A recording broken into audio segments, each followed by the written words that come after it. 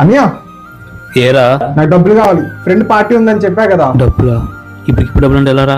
Orders కూడా సరిగా పట్టడం లేదు కదా. అబ్బాబ్బా నాకు నువ్వేం చెప్పమాక. బయట పేరెంట్స్ వాళ్ళకి ఏమేమి కొనిస్తున్నారు తెలుసా నీకు?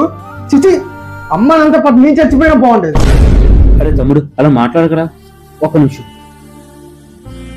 కరెంటు బిల్ డబ్బులు ఉన్నాయి, ఇవి తీసుకో.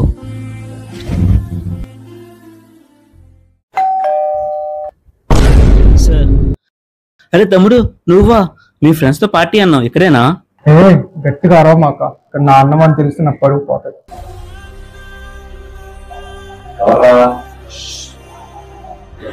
ఏంటి ఎప్పుడు ఆర్డర్ పెడితే ఎప్పుడు వచ్చేది? సారీ సార్, బయట ట్రాఫిక్ ఎక్కువ ఉంది, అందుకే లేట్ అయింది. ఈ మధ్య మీ డెలివరీ బాయ్స్ కి బాగా ఎక్కువ అవుతుంది. ఆర్డర్ తీసుకొని పంపించే. చావుగా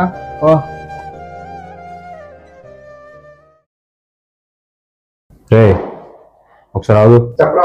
ఎవరు రాతను? నిన్ను తమ్ముడు అంటున్నాడేంటి? ఏమోరా, ఈ మధ్య డెలివరీ బాయ్స్ అందరికి తమ్ముడు బ్రో అని వరుసలు కలపడం బాగా అలవాటు అయిపోతుందిరా. ఇడియట్స్.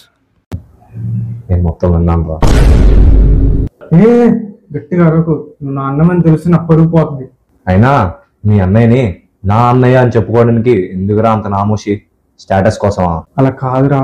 స్టేటస్ అనేది మనీ వల్ల రాదురా, ఆ పర్సన్ యొక్క క్యారెక్టర్ అండ్ బిహేవియర్ వల్ల వస్తుంది. అయినా మీ అన్నయ్య కష్టంతోనేగా పెరిగావు.